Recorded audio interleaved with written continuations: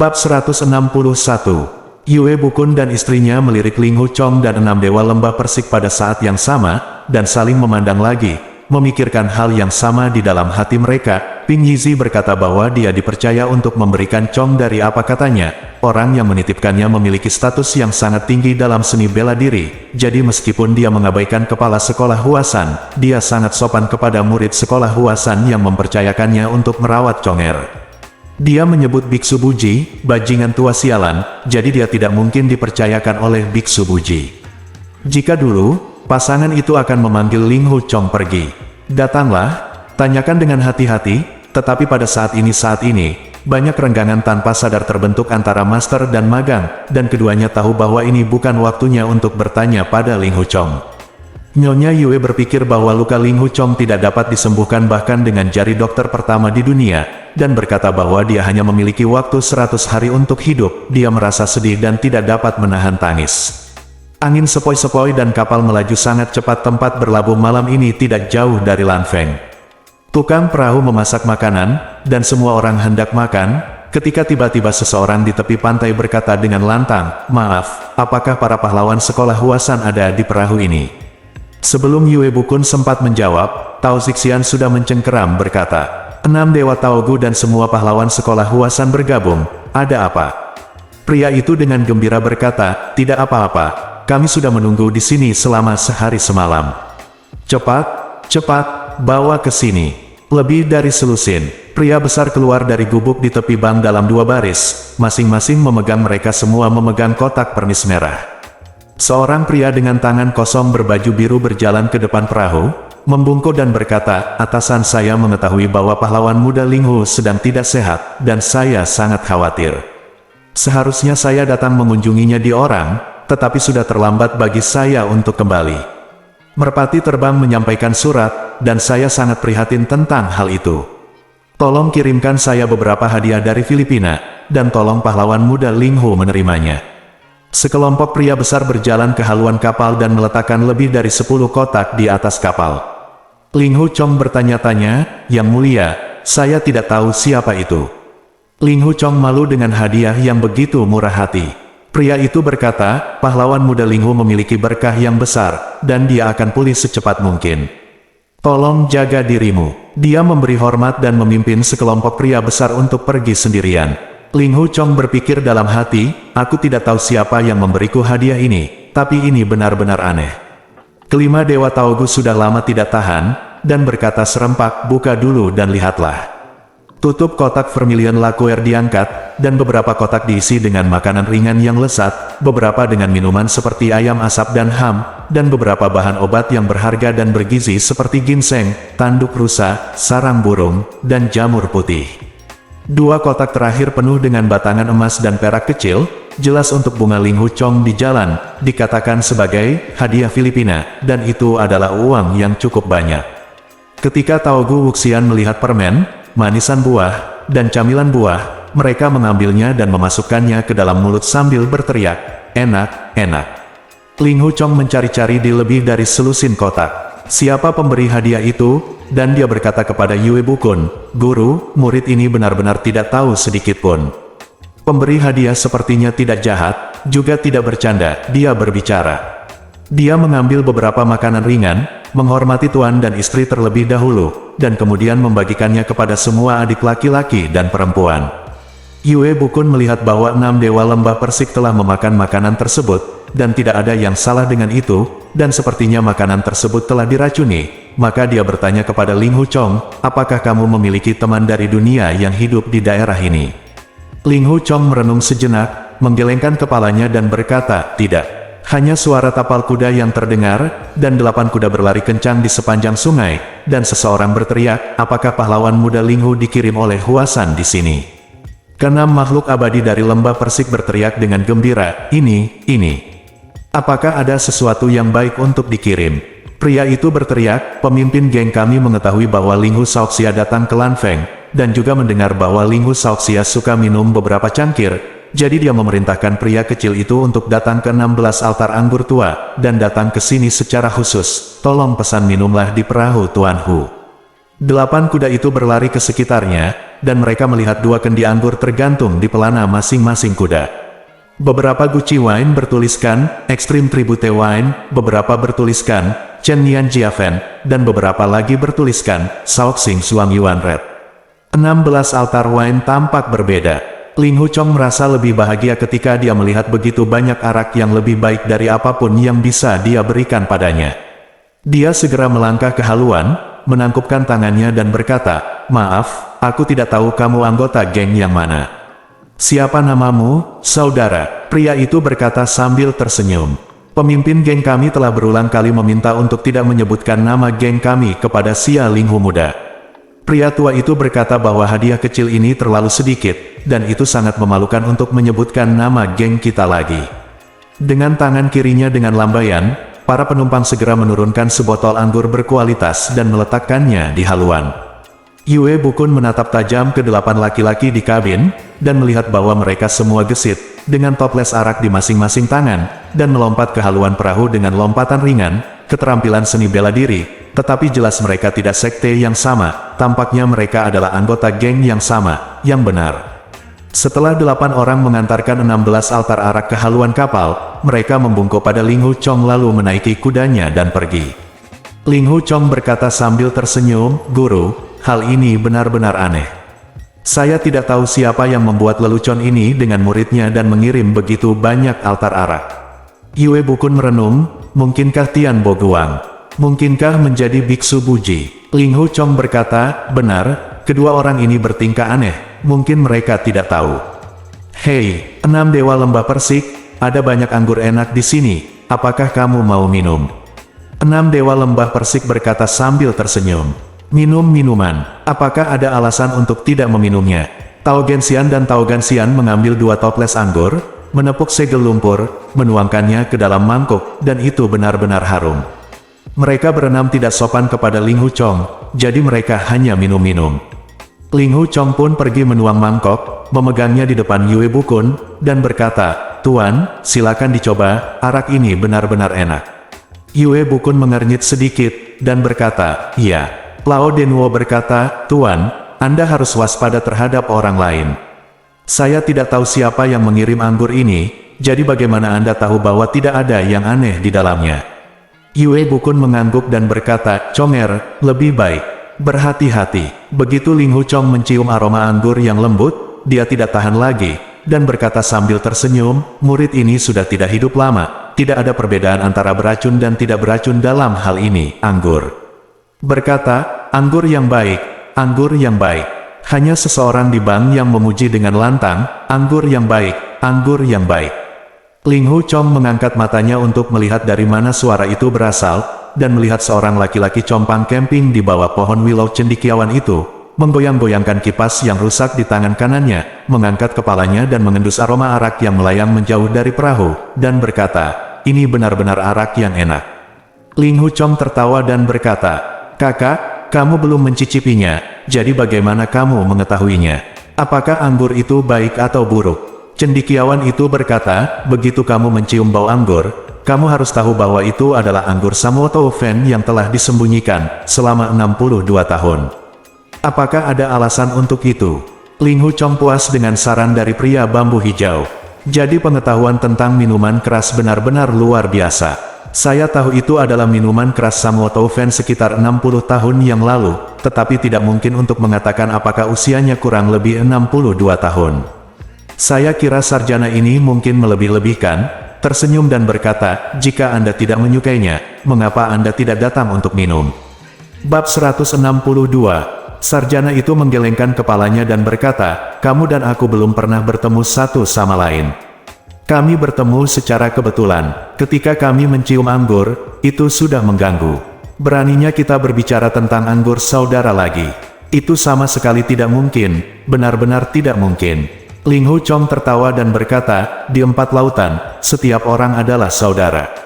Mendengar apa yang dikatakan saudaraku, aku tahu bahwa aku adalah senior dari negara arak. Aku akan meminta saran, jadi tolong turun dari perahu. Anda tidak harus sopan. Tuanku Tuan Yue dan Nyonya Yue, istri guru, juga ada di perahu. Petik 2. Sarjana itu berjalan perlahan, membungkuk dalam-dalam, dan berkata, ternyata keluar bahwa mereka semua adalah pahlawan sekolah Huasan. Tolong. Nama keluarga yang terlambat adalah Zhu, leluhur dari leluhur. Saat itu, Zuti mendengar tarian ayam, itu adalah leluhur jauh dari kelahiran yang terlambat. Almarhum lahir memiliki dua nama, Qian Qiu, dan Qian Qiu, yang berarti berusia 100 tahun dan 1000 tahun. Saya tidak berani menanyakan nama kakak laki-laki saya. Ling Hu Chong berkata, nama keluarga saya adalah Ling Hu, dan satu nama adalah satu kata. Nenek moyang Qian Qiu berkata, nama belakang itu bagus, nama belakang itu bagus, dan nama ini juga bagus. Di dinasti Tang, Ling Hu Chu dan Ling Hu Xuan sama-sama tokoh besar yang pernah menjadi Perdana Menteri. Saat dia berkata, dia berjalan ke haluan dari batu loncatan. Ling Hu Chong tersenyum tipis sambil berpikir, aku mengundangmu untuk minum, semuanya akan baik-baik saja. Segera menuangkan arak, memberikannya kepada Zhu Qian Qiu, dan berkata, silakan minum. Dia berusia 50-an, dengan wajah hangus, kulit kuning, hidung kemerahan, mata kusam, beberapa janggut jarang, rok pakaian mengkilat, 2 tangan terentang, dan 10 kuku tertutup lumpur hitam. Dia kurus, tetapi dengan perut besar. Zhu Qian Qiu melihat Ling Hu Chong menyerahkan mangkuk anggur, tetapi tidak nyaman untuk menerimanya, dan berkata, saudara Ling Hu memiliki anggur yang baik, tetapi tidak ada peralatan yang baik, sayang sekali. Ling Hu Chong berkata, selama perjalanan, ada hanya beberapa mangkuk dan cangkir tebal. Minum saja, Tuan. Zhu Qian Qiu menggelengkan kepalanya dan berkata, Anda tidak boleh, sama sekali tidak. Anda sangat ceroboh dengan peralatan anggur, dan Anda jelas tidak mengerti 3 rasa di cara minum. Anda harus memperhatikan peralatan anggur saat Anda minum alkohol. Jenis anggur apa yang Anda minum? Jika Anda ingin minum anggur Fen, Anda harus menggunakan cangkir batu giok. Ada sebuah puisi di dinasti Tang, mangkuk batu giok membawa cahaya ember. Dapat dilihat bahwa mangkuk batu giok dan cangkir batu giok dapat meningkatkan warna arak. Ling Hu Chong berkata, tepat sekali. Zhu Qian Qiu menunjuk ke sebuah altar likor, berkata, altar ini dari anggur putih di luar bea cukai, rasa anggurnya sangat enak, tetapi sayangnya aromanya kurang kuat, yang terbaik adalah meminumnya dalam cawan kula badak. Warna kula badak meningkatkan aroma anggur, dan orang-orang kuno tidak pernah menipu saya. Ling Hu Chong mendengarkan pembicaraan dan penjelasan dari pria bambu hijau di loyang, dan dia sudah tahu segalanya tentang asal-usul, bau, metode pembuatan anggur, dan penyimpanan gudang anggur berkualitas di loyang, tetapi dia tidak tahu banyak tentang itu. Tetapi dia tidak tahu apa-apa tentang peralatan anggur. Mendengarkan pembicaraan fasih Zhu Qian Qiu saat ini, saya merasakan pencerahan. Saya hanya mendengar dia berkata lagi, untuk minum anggur, tentu saja Anda harus menggunakan cangkir bercahaya. Orang dahulu berkata dalam sebuah puisi, jika Anda ingin minum secangkir anggur-anggur berkualitas yang bercahaya, segera panggil pipa. Anda harus tahu bahwa warna anggur yang bagus berwarna merah cerah. Meminumnya adalah kurangnya kepahlawanan. Setelah anggur-anggur dituangkan ke dalam cangkir bercahaya, warna anggur tidak berbeda dengan warna darah. Minum anggur adalah seperti minum darah. Kata-kata Yue Wumu mengatakan, ambisi memakan daging orang barbar, dan tertawa dan berbicara tentang minum darah Xiongnu. Tidak kuat, Ling Hu Chong mengangguk berulang kali, dia tidak banyak membaca, dan dia mendengar Zhu Qian Qiu mengutip puisi, jadi dia tidak mengerti arti teksnya, tetapi kalimat, tertawa dan berbicara tentang meminum darah Xiongnu, memang merupakan semangat kepahlawanan, yang membuat orang merasa bebas. Zhu Qian Qiu menunjuk ke sebuah toples anggur dan berkata, mengenai anggur sorghum yang enak ini adalah anggur tertua. Di Xiaoyu Si Yidi membuat anggur, dan Yu meminumnya dengan rela. Itu adalah anggur sorghum, saudara Ling Hu. Orang-orang di dunia ini picik, saya hanya berpikir bahwa pengendalian air Dayu akan bermanfaat bagi generasi mendatang, tetapi dia tidak tahu tentang pengendalian air, itu saja. Apakah Anda tahu prestasi besar Dayu yang sebenarnya? Kata Ling Hu Chong dan 6 dewa Taogu dalam serempak buat anggur. Zhu Qian Qiu berkata, ya, ke-8 orang itu tertawa bersama. Zhu Qian Qiu berkata lagi, untuk meminum anggur sorghum ini, Anda harus menggunakan jus anggur perunggu. Ini memiliki arti kuno, sedangkan untuk anggur beras terbaik, meskipun enak, kehilangan rasa manisnya dan sedikit lemah. Itu harus diminum dengan ember besar. Ini menunjukkan semangatmu. Ling Hu Chong berkata, orang yang sembrono di rumput memiliki sedikit pengetahuan. Saya tidak mengerti bahwa ada begitu banyak detail antara sirup anggur dan peralatan anggur. Petik 2. Zhu Qianqiu menepuk satu dengan tulisan, 100 jamu dan anggur, tertulis di atasnya. Dia berkata, anggur berkualitas ini dengan ratusan tumbuhan dikumpulkan dari semua jenis tumbuhan dan direndam dalam anggur berkualitas, sehingga aroma anggurnya harum, seperti berjalan di pinggiran musim semi, membuat orang mabuk sebelum minum. Anda harus menggunakan cangkir rotan kuno untuk meminum anggur herbal obat ini. Cangkir itu diukir dari rotan berusia seabad. Minum anggur baikau akan sangat meningkatkan aromanya. Ling Hu Chong berkata, tanaman merambat berusia 100 tahun sangat langka. Zhu Qianqiu berkata dengan serius, kata-kata saudara Ling Hu salah. Anggur berusia seabad lebih baik daripada tanaman merambat berusia seabad.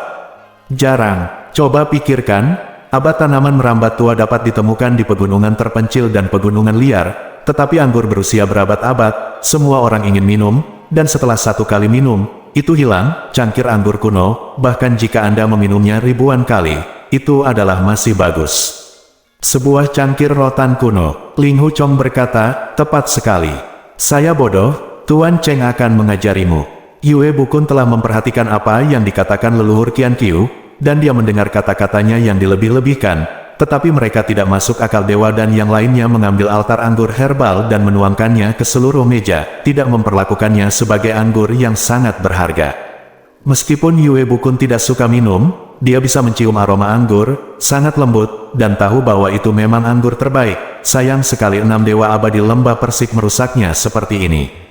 Zhu Qianqiu berkata lagi, cangkir porselen kuno yang digunakan untuk minum janggut merah cendekiawan nomor 1 Shaoxing adalah yang terbaik untuk menjadi cangkir porselen dinasti Song Utara. Tentu saja cangkir porselen 5 dinasti bahkan lebih baik, dan celadon dari tempat pembakaran saudara Long Quan di kerajaan Wu Yue adalah yang terbaik, tetapi terlalu langka.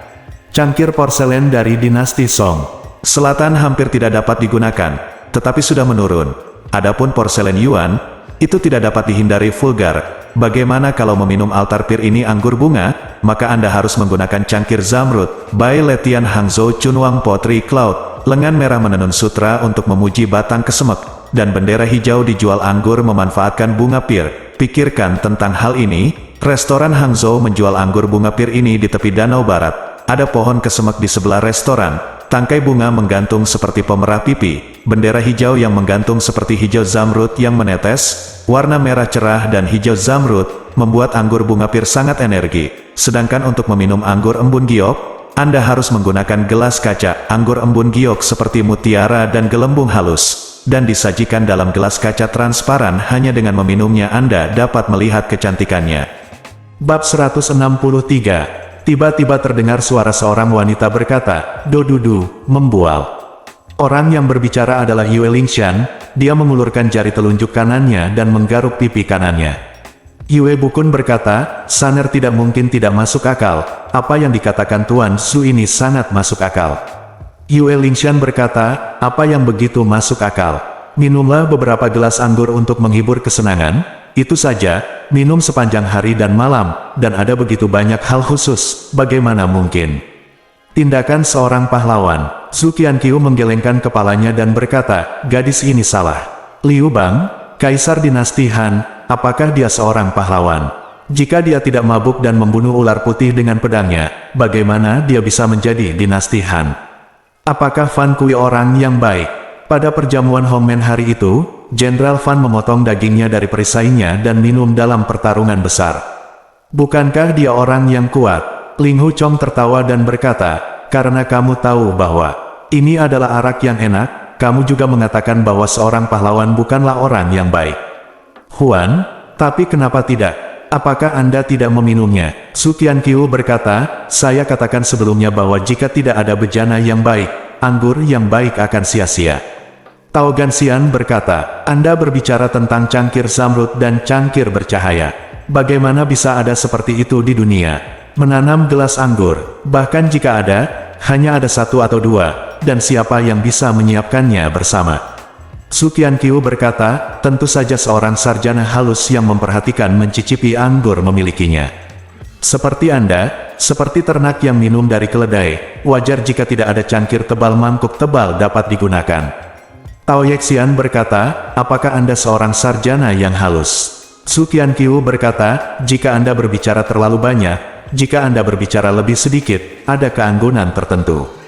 Tao Yexian tertawa keras dan bertanya berkata, lalu berapa banyak gelas anggur yang Anda miliki untuk minum 8 jenis anggur berkualitas ini? Su Qianqiu berkata, katakan lebih banyak atau lebih sedikit, katakan lebih sedikit atau lebih sedikit, ada masing-masing hanya satu. Keenam peri lembah persik berteriak serempak, Raja Kulit Sapi, Raja Kulit Sapi. Pichroot Immortal berkata, biarkan saya bertaruh dengan Anda, jika Anda memiliki 8 gelas anggur ini, saya akan memakan semuanya. Jika tidak, lalu apa? Su Qianqiu berkata, hukum aku untuk makan semua gelas dan mangkuk anggur ini. Keenam makhluk abadi dari lembah persik berkata bersama-sama, hebat, luar biasa. Mari kita lihat bagaimana dia hidup. Petik 2. Sebelum dia menyelesaikan kalimatnya, Su Qianqiu merogoh dadanya dan mengeluarkan cangkir anggur, halus dan lembut, tapi itu adalah cangkir giok putih yang terbuat dari suet. 6 dewa lembah persik terkejut, jadi mereka tidak berani melanjutkan, mereka melihatnya mengambil gelas anggur dari dadanya satu demi satu, dan itu benar-benar cangkir giok, cangkir tanduk badak, cangkir guteng, jue perunggu, bercahaya cangkir, gelas kaca, cangkir porselen kuno semuanya tersedia. Setelah dia mengeluarkan 8 cangkir anggur, dia terus mengeluarkan cangkir emas dengan cahaya keemasan, cangkir perak dengan ukiran yang sangat indah, dan cangkir batu dengan pola warna-warni, atau kecil, berbagai macam. Semua orang hanya menatap tercengang, tidak ada yang menyangka begitu banyak gelas anggur yang disembunyikan di dada pria malang ini. Su Qianqiu dengan puas berkata kepada Taogen Immortal, bagaimana? Taogen Immortal tampak sengsara, dan berkata, saya kalah. Saya akan makan 8 gelas anggur. Mengambil cangkir rotan kuno, pecah dan menggigit menjadi 2 bagian, memasukkan yang kecil setengah ke mulut, kakak. Mengunyahnya sebentar, lalu menelannya. Ketika semua orang melihat bahwa dia mengatakan dia serius untuk makan, dia memakannya, mengunyah setengah cangkir guteng sampai hancur, dan menelannya, semuanya terkejut.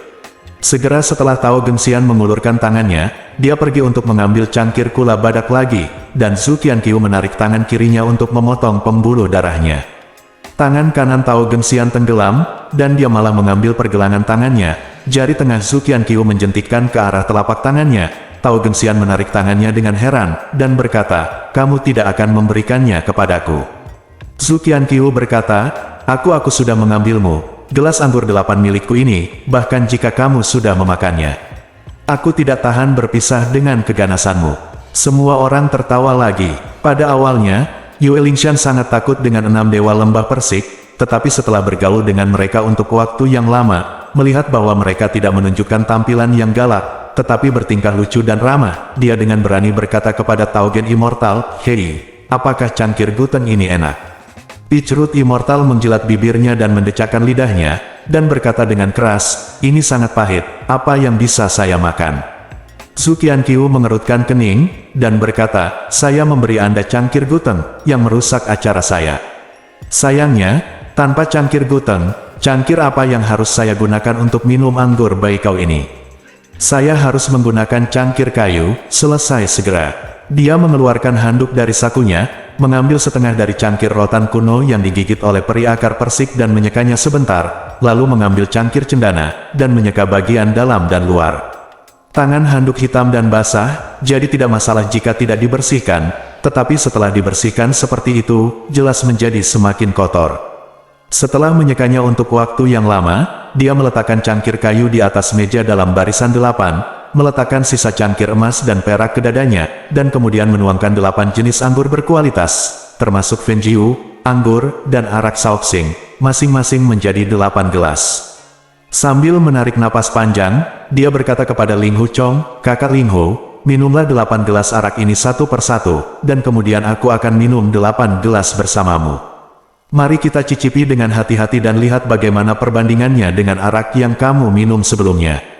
Berbeda, Ling Hu Chong berkata, oke. Diambilnya cangkir kayu itu, dia meminum arak itu dalam sekali teguk, hanya untuk merasakan rasa pedas menembus perutnya. Dia tidak bisa, tidak terkejut, dan berpikir, mengapa anggur ini terasa sangat aneh. Su Qianqiu berkata, gelas anggur saya ini benar-benar peminum yang paling berharga. Hanya orang pemalu yang mencicipi rasa anggur yang berbeda. Setelah minum gelas pertama, dia tidak berani meminum gelas kedua lagi. Tidak ada seorang pun yang meminum 8 gelas. Ling Hu Chong berpikir dalam hati, bahkan jika arak itu beracun, Ling Hu Chong pasti sudah hidup lama sekali. Jika dia diracuni sampai mati, dia akan diracuni sampai mati. Mengapa dia harus marah? Segera dia mengambil gelas anggur dan minum 2 gelas lagi, anggur yang enak. Ketika dia mengambil cangkir anggur keempat, Tao Gensian tiba-tiba berteriak, "Oh, tidak enak, perutku demam, dan ada bola api arang." Qianqiu berkata sambil tersenyum, "Kalau makan arak guten saya setengah gelas, kok tidak sakit perut ya? Jika aku tidak keluar, aku tidak punya pilihan selain meminta dokter." Ping, seorang pembunuh terkenal, untuk membuka dan mengeluarkannya. Ling Hu Chong berpikir, pasti ada yang aneh di 8 gelas araknya, cangkir anggur, meskipun pohon anggur kuno itu keras tidak meleleh, itu hanya sakit perut, bagaimana mungkin ada alasan untuk demam? Hei, pria itu menganggap kematian sebagai rumahnya, semakin banyak racun yang dimilikinya, lebih baik. Dia mengangkat kepalanya dan minum secangkir lagi. Yue Lingshan tiba-tiba berkata, "Tuan saudara, jangan minum anggur ini, mungkin beracun di gelas. Anda membutakan orang-orang itu, tetapi Anda harus mencegah mereka merencanakan balas dendam." Ling Hu Chong tersenyum sedih dan berkata, "Tuan Zhu ini adalah orang yang berani. Maafkan dia dan dia tidak akan berkomplot melawanku." Jauh di lubuk hatinya, dia berharap arak itu beracun, dan dia akan mati. Setelah meminumnya, tubuh terbaring di depan Yue Lingshan, dan dia tidak mengenalnya. "Apakah kamu sedikit sedih?" Langsung minum 2 gelas lagi. Gelas anggur ke-6 terasa asam dan asin, dan memiliki sedikit bau busuk. Apalagi kata, anggur berkualitas, bahkan kata, anggur, tidak dapat ditambahkan. Ketika dia menelannya, dia tidak bisa menahan sedikit cemberut. Bab 164. Melihatnya minum 1 cangkir demi 1 cangkir, Tao Gensian mau tidak mau mencobanya juga, dan berkata, "Beri aku 2 cangkir ini." Dia mengulurkan tangan untuk mengambil cangkir ke-7. Su Qianqiu melambaikan kipasnya dan menjatuhkannya ke punggung tangannya, dan berkata sambil tersenyum, "Luangkan waktumu, minumlah secara bergiliran, setiap orang harus minum 8 cangkir berturut-turut, untuk mengetahui rasa anggur yang sebenarnya." Tao Gensian melihat bahwa pukulan kipasnya sangat kuat beratnya, jika dipukul, saya khawatir tulang tangannya akan patah, jadi saya membalikkan tangan saya untuk meraih kipasnya dan berteriak, "Saya ingin minum cangkir ini dulu, apa yang akan kamu lakukan?" Kipas Su Qianqiu awalnya dilipat menjadi pendek. Ketika Tao Gensian menangkap tongkat itu, dia tiba-tiba membukanya dengan deru, dan ujung kipas itu menjentikkan ke arah jari telunjuknya. Tanpa diduga, Tao Gensian hampir terkena peluru. Dia buru-buru menarik tangannya, jari telunjuknya sedikit mati rasa, dia berteriak, dan melangkah mundur. Su Qianqiu berkata, "Kakak Ling Hu, cepat minum 2 gelas arak ini." Ling Hu Chong meminum sisa 2 gelas arak tanpa banyak berpikir. 2 cangkir anggur ini tidak bau, tetapi 1 cangkir menyengat tenggorokan seperti pisau, dan cangkir lainnya berbau obat. Anggur apa ini? Dibandingkan dengan jamu terkuat, bau obatnya 3 poin lebih kuat. Melihat ekspresinya yang aneh, ke-6 peri di lembah persik sangat penasaran, dan bertanya, bagaimana rasanya setelah minum 8 cangkir anggur. Su Qianqiu buru-buru berkata, "Minum 8 cangkir bersama. Rasa manisnya tidak ada habisnya. Ada sesuatu untuk dikatakan dalam buku-buku kuno." Tao Gensian berkata, "Omong kosong, buku kuno apa?" Tiba-tiba, saya tidak tahu sinyal aneh apa yang dia gunakan. Keempatnya bergegas maju pada saat yang sama, dan meraih anggota tubuh Su Qianqiu. Metode 6 Dewa Taogu untuk menangkap saudara kandung orang itu aneh dan cepat, muncul entah dari mana. Seperti hantu dan hantu, bahkan jika Su Qianqiu adalah ahli seni bela diri, lebih baik bagi 4 Dewa Taogu untuk mengambil saudara kandung dan mengangkat mereka ke atas. Semua orang di faksi Huasan melihat bagaimana keempat makhluk abadi di lembah persik dicabik-cabik dengan tangan, dan mereka mau tidak mau berseru serempak. Su Qianqiu memikirkan tentang petir itu, dan segera berteriak, "Anggur itu beracun, apakah kamu ingin penawarnya?" 4 dewa lembah persik yang menangkap saudara Su Qianqiu sudah minum banyak anggur. Mereka terkejut ketika mendengar kata-kata, "anggur beracun." Apa yang Su Qianqiu perjuangkan adalah keraguan sesaat di antara mereka berempat, dan dia tiba-tiba berteriak, "Kentut, kentut." Empat Dewa Taugu merasakan tangan mereka tergelincir, dan segera menangkap udara, diikuti oleh bang.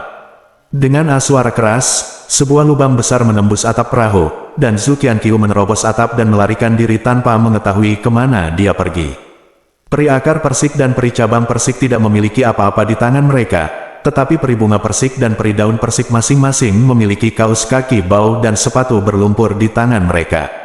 5 Dewa Taugu juga bergerak sangat cepat, dan dalam sekejap, mereka semua mencapai pantai, tetapi Zhu Qianqiu tidak terlihat. Mereka berlima akan menggunakan kungfu ringan untuk mengejar mereka, ketika mereka tiba-tiba mendengar seseorang berteriak di ujung jalan yang panjang, "Zhu Qianqiu, bajingan bau, kembalikan pil saya dengan cepat, jika ada yang hilang, saya akan menjejalkan tendon Anda dan mengupas kulit Anda." Pria itu berteriak keras dan bergegas mendekat. Ketika 5 Dewa Taugu mendengar seseorang meneriaki Zhu Qianqiu, itu sesuai dengan keinginan saya, mereka ingin melihat orang nomor 1 seperti apa teman ini, jadi mereka segera berhenti dan melihat orang itu. Namun ketika dia melihat bola daging menggelinding ke arahnya terengah-engah, semakin dekat dia menggelinding, dia menyadari bahwa bola daging itu sebenarnya adalah orang yang hidup. Orang ini sangat pendek dan gemuk, untuk mengatakan bahwa dia adalah manusia sebenarnya sangat enggan. Kepala dan leher pria ini pasti tidak ada, kepala rata dan lebar bersandar di pundaknya, seolah-olah dia lahir ketika dia lahir, seseorang memberinya pukulan berat di kepalanya, menyebabkan kepalanya terdorong ke bawah, pipinya, mulut dan hidung ditarik keluar secara horizontal. Ketika semua orang melihatnya, mereka semua diam-diam tertawa dan berpikir, Ping Yizi itu juga pria yang pendek dan gemuk, tetapi dibandingkan dengan orang ini, dia sama sekali tidak berarti. Ping Yizi hanya pendek dan lebar, tetapi orang ini memiliki tubuh yang tebal, perut dan punggung, selain itu tangan dan kakinya sangat pendek, sepertinya hanya ada lengan bawah tapi tidak ada lengan atas, hanya perut besar tapi tidak ada perut bagian bawah. Orang ini datang ke depan perahu, membuka tangannya, dan bertanya dengan gaya lama, di mana Zhu Qianqiu bersembunyi. Tao Genxian tertawa dan berkata, pencuri bau ini telah melarikan diri, dia berjalan sangat cepat, kamu sangat lambat berguling perlahan, berguling, kamu pasti tidak akan bisa mengejarnya. Pria itu menatapnya dengan mata bulat lebar, mendengus, dan tiba-tiba berteriak, pil saya, pil saya. Dengan jentikan kakinya, sebuah bakso masuk ke kabin, mengendus beberapa kali, meraih dia mengambil yang kosong gelas anggur di atas meja, mendekatkannya ke hidungnya dan mencium baunya, dan wajahnya berubah drastis. Wajahnya sudah sangat jelek, tetapi perubahan wajah ini bahkan lebih aneh dan tak terlukiskan, sungguh sangat menyedihkan. Dia mengambil 7 cangkir yang tersisa satu persatu, mengendusnya, dan berkata, pil saya. Setelah mengatakan pil saya 8 kali, kesedihannya semakin tak tertahankan, dan dia tiba-tiba duduk di tanah dan menangis. 5 Dewa Lembah Persik bahkan lebih penasaran, mereka berkumpul di sekelilingnya dan bertanya, mengapa kamu menangis? Apakah Zhu Qianqiu menggertakmu? Keluarkan. Pria itu menangis, saya memberinya pil dan anggur. Saya, lalu dia membunuh pencuri bau ini, tapi juga tidak ada gunanya. Ling Hu Chong berpikir, dan bertanya, lalu pil apa? Pria itu berkata sambil menangis, aku telah menghabiskan 12 tahun penuh mengumpulkan ribuan tahun ginseng, fuling, Ganoderma lucidum, tanduk, Shou, Lingzi, empedu beruang, Panax noto ginseng, dan mus. Obat paling ekstrim, dikukus 9 kali dan dikeringkan 9 kali, dibuat menjadi 8, kehidupan memperbaharui pil, yang dapat menghidupkan kembali orang mati, tetapi Zhu Qianqiu mencurinya hari ini dan mencampurnya dengan arak. Ling Hu Chong terkejut dan bertanya, apakah 8 pil ini memiliki rasa yang sama? Manusia itu berkata, tentu saja berbeda, itu pasti akan membuatmu hidup kembali. Ling Hu Chong menepuk pahanya dan berteriak, ups, leluhur Qianqiu ini mencuri 8 pil perpanjangan hidupmu. Dia tidak memakannya sendiri, tapi, laki-laki itu bertanya, tapi apa? Ling Hu Chong berkata, itu tercampur dalam arak dan menipuku untuk menelannya. Aku tidak tahu ada pil berharga di dalam arak, dan kupikir dia diracun. Pria itu sangat marah, dan mengutuk, racun nenekmu. Apakah kamu benar-benar meminum 8 pil yang memperpanjang hidupku? Ling Hu Chong berkata, Zhu Qianqiu itu ada dalam 8 gelas anggur, berpura-pura beberapa dari mereka adalah benar-benar pahit, ada yang sangat bau, ada yang seperti diiris pisau, dan ada Yang seperti api, aku tidak melihat pil apapun. Laki-laki itu menatap Ling Hu Chong dengan mata terbuka lebar. Tidak berhenti melompat, tiba-tiba dia berteriak keras, melompat dan bergegas menuju Ling Hu Chong. 5 dewa lembah persik melihat bahwa dia memiliki tampang buruk di wajahnya, jadi mereka telah berjaga-jaga untuk waktu yang lama. Begitu dia berdiri, keempat dewa lembah persik bergerak seperti kilat, dan mereka mencengkeram anggota tubuhnya masing-masing. Ling Hu Chong buru-buru berteriak, jangan sakiti nyawanya. Namun anehnya, tangan dan kaki pria itu dipegang oleh 4 makhluk abadi dari lembah persik, namun anggota tubuhnya malah mengecil, lebih seperti bola. 4 dewa lembah persik tercengang, berteriak, dan menarik anggota tubuhnya terpisah, tetapi melihat bahwa anggota tubuh orang ini menjadi semakin panjang, lengan dan pahanya terentang dari tubuhnya, seperti 4 kaki kura-kura, dari cangkang. Ling Hu Chong berteriak lagi, jangan sakiti nyawanya. 4 dewa Taogu mengendurkan tangan mereka sedikit, dan anggota tubuh pria itu langsung menyusut, membentuk bola bundar lagi. Tao Xixian berbaring di atas tandu dan berteriak, menarik, menarik. Yue Lingshan dan murid perempuan lainnya semuanya tertawa saat mereka menonton. Peach Root Immortal berkata, hei, kami meregangkan tubuh, tangan dan kakimu, kamu akan jauh lebih tampan. Pria itu berteriak, oh, tidak bagus. Pria itu tiba-tiba mengecilkan anggota tubuhnya, dan terlepas dari tangan 4 dewa lembah persik dengan keras, dia membuat lubang besar di dasar perahu dan melarikan diri dari Sungai Kuning. Semua orang berseru serempak, hanya untuk melihat sungai terus mengalir dari lubang. Yue Bukun berteriak, semua orang mengambil barang bawaannya dan melompat ke darat. Lubang besar di dasar perahu berdiameter 4 kaki, sungai mengalir deras, dan setelah beberapa saat, air di dalam kabin menjadi setinggi lutut. Untungnya, perahu itu ditambatkan di pantai, dan semua orang pergi ke darat. Tukang perahu itu mengerutkan kening dan tidak tahu harus berbuat apa.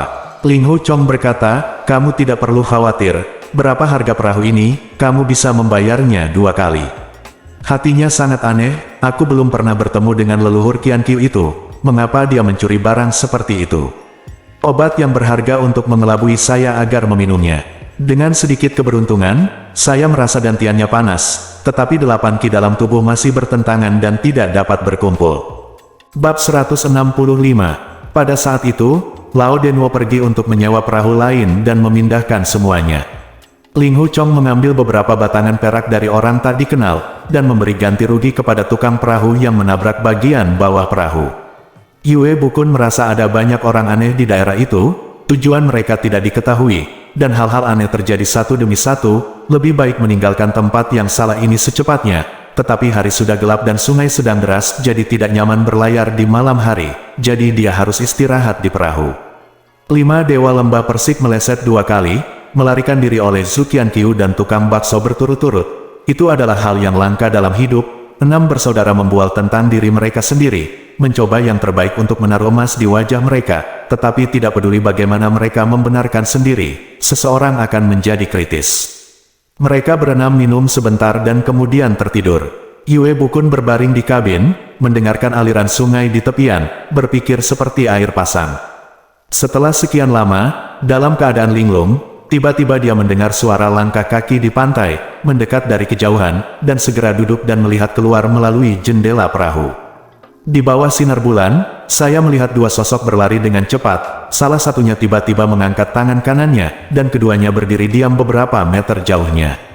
Yue Bukun tahu bahwa jika kedua orang ini berbicara, suaranya akan rendah, maka dia segera mengaktifkan Sixia Magic Art, telinga dan matanya menjadi lebih peka, dan pendengaran serta penglihatannya bisa menjangkau jauh.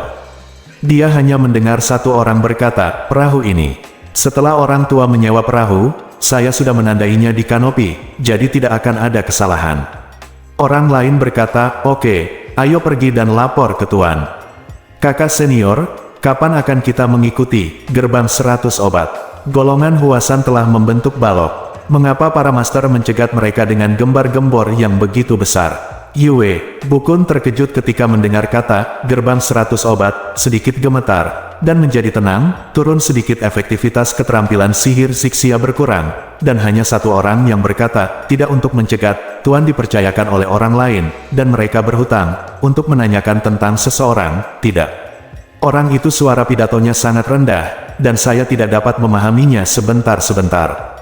Setelah tinggal, saya dapat menggunakan keterampilan sihir saya, tetapi saya dapat mendengar langkah kaki semakin jauh, dan keduanya telah pergi. Yue Bukun berpikir dalam hati, mengapa sekte Huasan saya menjalin hubungan dengan gerbang 100 obat. Yang disebut Master, telah menjadi kepala gerbang 100 obat selama bertahun-tahun, Su Kaoxian. Orang ini adalah dijuluki, racun tidak bisa membunuh orang, konon kemampuannya meracuni orang sangat brilian, semua orang bisa membunuh orang dengan racun, tidak heran setelah orang ini meracuni, korbannya tidak dibunuh, tetapi tubuhnya seperti 1000 pedang. Singkatnya, hidup lebih baik daripada kematian, tetapi tidak mungkin mencari kematian. Selain dimanipulasi olehnya, tidak ada cara lain untuk pergi. Laksamana Jianghu, gerbang 100 obat, dan Yunan, 5 dewa, pengajaran, juga dikenal sebagai dua sekte beracun utama dalam seni bela diri. Meskipun 100 sekte obat tidak sebagus sekte 5 dewa, itu bukan masalah kecil. Siapa yang mempercayakanmu? Setelah banyak pertimbangan, hanya ada dua alasan. Pertama, Bai Yaomen diundang oleh Jian Zong untuk mempersulitnya. Kedua, Ling Hu Chong menikamnya buta. Di antara 15 orang, ada teman dari Bai Yaomen. Tiba-tiba saya mendengar suara seorang wanita di pantai bertanya dengan suara rendah. Apakah keluarga Anda memiliki buku pedoman pedang penahan kejahatan? Itu adalah Putri Yue Lingshan, tidak perlu mendengarkan orang kedua. Orang lain secara alami adalah Lin Pingzi. Saya tidak tahu pada saat itu, mereka berdua benar-benar tiba di pantai. Yue Bukun tiba-tiba menyadari bahwa putrinya dan Lin Pingzi menjadi semakin mesra akhir-akhir ini. Pada siang hari, untuk menghindari ejekan orang lain, mereka tidak berani mengungkapkan diri mereka terlalu banyak, tetapi mereka terlambat berkumpul di pantai pada malam hari. Hanya karena dia menemukan musuh yang datang dari pantai maka dia menggunakan skill untuk menyelidiki. Jika tidak, skill Zixia akan menghabiskan banyak energi internal dan digunakan dengan ringan, tanpa diduga. Selain untuk mengetahui sumber musuh, dia juga menemukan rahasia putrinya. Dengarkan saja cara Lin Pingzi, ada keterampilan pedang untuk mengusir roh jahat. Saya telah melatihnya untuk Anda beberapa kali sebelumnya, tetapi sebenarnya tidak ada panduan pedang. Yue Lingshan berkata, lalu mengapa kakekmu dan dua paman selalu curiga pada tuannya? Kakak menelan manual pedangmu. Lin Pingzi berkata, itu karena mereka curiga, tapi aku tidak.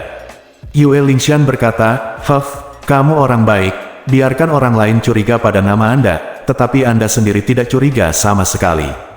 Lin Pingzi menghela nafas, jika keluarga saya benar-benar memiliki panduan pedang magis, biro pengawal Fuwei saya tidak akan diintimidasi oleh faksi King Cheng, dan keluarga akan dihancurkan.